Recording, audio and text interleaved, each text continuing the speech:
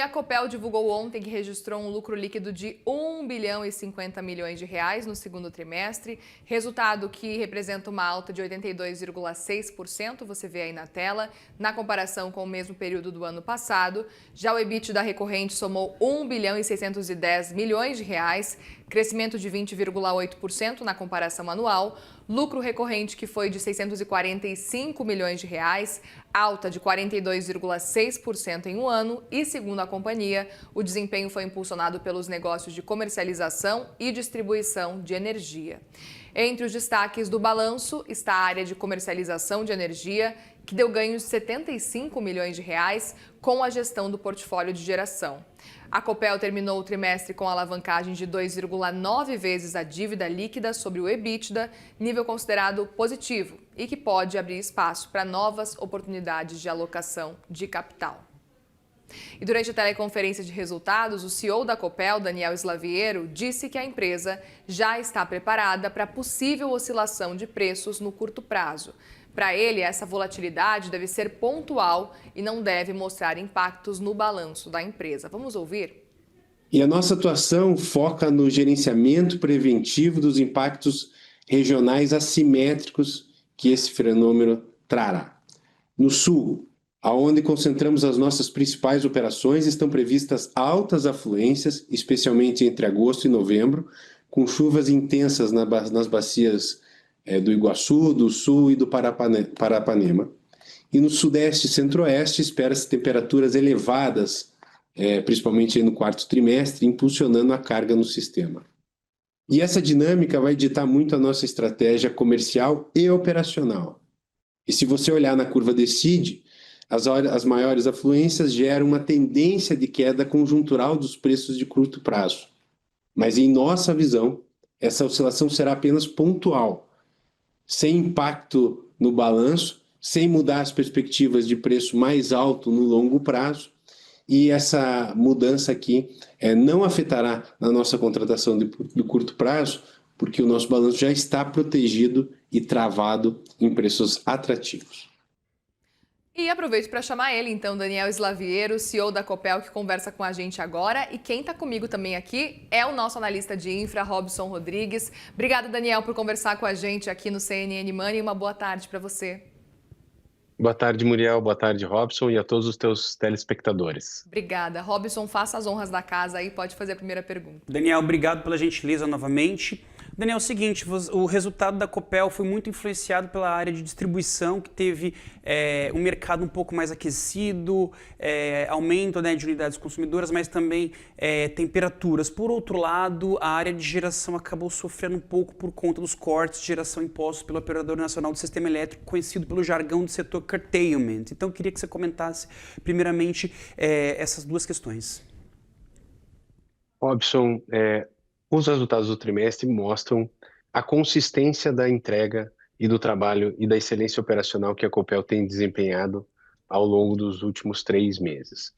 Nós temos feito um trabalho muito forte aqui na prestação do nosso serviço aos nossos clientes, visando sempre melhorar a qualidade dos serviços prestados.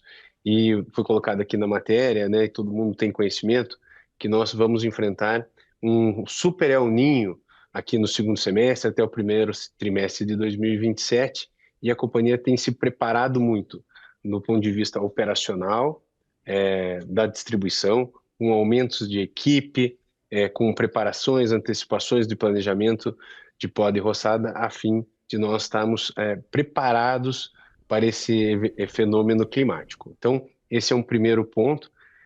Nós, como você colocou, tivemos um resultado do trimestre calcado basicamente em 2 grandes temas. Primeiro, a nossa estratégia de comercialização.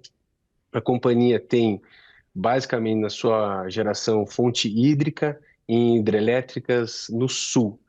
Então isso mostra como esses ativos prêmios, seja pela geração de uma energia firme, flexível, importante para o sistema, ele trouxe um resultado acima de 75 milhões no trimestre, só de submercado e modulação, principalmente, e também um crescimento do mercado fio na Copel Distribuição de 7,2%. E isso mostra a pujança que tem a nossa economia aqui do estado do Paraná, uma economia diversificada que cresceu em todos os segmentos, no setor residencial, comercial, industrial e principalmente no agronegócio. O agronegócio aqui no estado do Paraná representa praticamente 1/3 do PIB do estado, e a companhia, como uma outra grande iniciativa ao longo do segundo trimestre, foi o lançamento do Copel Agro, que é um centro de operação e atendimento específico para esse segmento, para a cadeia de proteína, frango, peixe, suínos e também leite e fumicultores, que são uma base importante aqui da economia do estado, e a Copel tem um cuidado muito grande para ter um atendimento muito bom e melhorar cada vez mais aqui para os seus clientes. Daniel, aqui no CNN Manhã a gente acompanha muito o cenário dos juros e o cenário como um todo da economia. Aproveito para perguntar para vocês o quanto que preocupa o cenário de inadimplência, talvez um aumento da inadimplência para os próximos trimestres também. Nós, aqui no estado do Paraná, temos uma característica que é muito ligada também a uma cultura do povo paranaense, que é uma cultura de um povo que é bom pagador das suas obrigações. Então, a Copel tem, no seu nível de inadimplência, uma das menores do Brasil, né? Seja por essa característica aqui do estado do Paraná, seja também pelo trabalho que a companhia faz, informativo, educativo, se antecipando e dando informações aos seus clientes, mas, evidentemente, uma conjuntura de um juro, mesmo tendo baixado aqui 25 pontos no dia de hoje, 14% de Selic juro real é um fator muito pesado que atrapalha e inibe não só o setor produtivo, mas também afeta também todos os consumidores residenciais. Então, é um ponto de atenção muito forte que a companhia tem e acompanha este processo, e nós estamos aí monitorando. Nos últimos meses, pelo menos no primeiro semestre, nós não vimos nenhuma alteração muito significativa na questão da inadimplência, mas isso é um ponto de permanente atenção e olhar, principalmente pela conjuntura da econômica, o nível de endividamento das famílias nós temos acompanhado, tem crescido, então isso sempre é um ponto de atenção. Daniel, a Copel foi uma das grandes vencedoras do último leilão de reserva de capacidade, contratou cerca de 2 gigas para a expansão de 2 hidrelétricas importantes, Segredo e Foz do Areia, e está fazendo investimentos aí nesses 2 empreendimentos. Entretanto, numa conversa anterior que nós tivemos, você sinalizou que a empresa não deve participar dos próximos leilões de transmissão de energia e também de baterias, previstos para acontecer agora no segundo semestre, mais para o final do ano. Eu queria entender um pouco isso, que você desse as razões para a empresa ter essa perspectiva de não participar do certame. Obrigado, Robson. No final do ano passado, nós fizemos o nosso Copel Day, em novembro de 2025, e ali nós, pela primeira vez na história, anunciamos um plano quinquenal de investimentos. E ali nós anunciamos para o período de 2026 a 2030, 18 bilhões, praticamente 18 bilhões de reais de investimentos, sendo 13 bilhões para a Copel Distribuição, 4 bilhões e meio para a Copel Geração e Transmissão e 500 milhões entre softwares, tecnologia e serviços adicionais. Então, isso por si já é e já era o maior investimento da história. De lá para cá, em março, e eu fiz esse contexto para chegar na sua pergunta sobre o leilão de capacidade, nós fomos o grande vencedor, a Copel foi o grande vencedor do produto hídrico no leilão de capacidade, acrescendo 2 gigas nas suas principais usinas, de Foz do Areia e Segredo. Ao final desse processo, a Copel terá 2 dentre as 10 maiores usinas no Brasil pelo esse acréscimo de potência. E neste processo nós agregamos mais 5 bilhões de investimentos. Então nós estamos falando nos próximos 5 anos, incluindo 2026, em 23 bilhões de reais de investimento, sem dúvida nenhuma, é o maior investimento da história recente da Copel. Então, por que isso? Porque, primeiro, a gente acredita muito na força e nos investimentos do nosso negócio principal, que é a Copel Distribuição, mas também no nosso negócio de geração e transmissão. E dentro dessa negócio de geração e transmissão, nós acreditamos muito na avenida do produto hídrico, seja por aumento de potência nos leilões de capacidade, seja em usinas reversíveis. Isso é uma nova fronteira de expansão para o setor elétrico brasileiro, e quem tem conhecimento de engenharia, experiência nisso, no nosso entendimento, tem uma vantagem competitiva. Para você ter ideia, nós já temos mapeado em estudos avançados mais de 4 gigas de projetos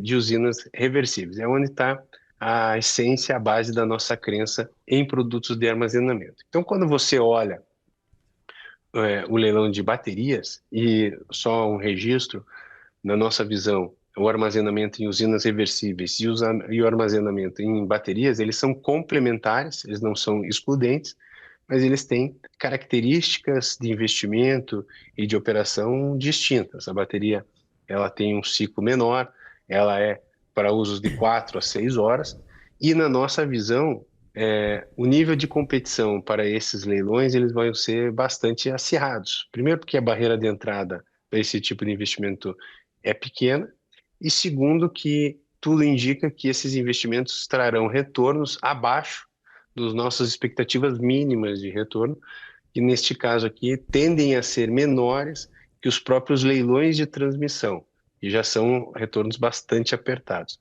Dito isso, ainda não é uma decisão final da companhia, mas tudo caminha para que a gente não participe dos leilões de bateria e nem do leilão de transmissão, especificamente esse leilão de bateria nos dias 2 e 4 de dezembro, porque eles não atingirão os níveis mínimos de rentabilidade que a companhia entende que gera valor para si e para seus acionistas.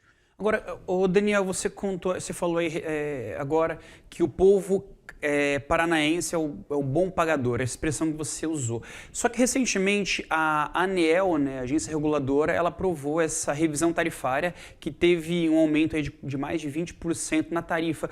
Isso preocupa vocês? Você acha que o nível de inadimplência pode aumentar justamente porque a conta de luz vai ficar um pouco mais salgada para o consumidor?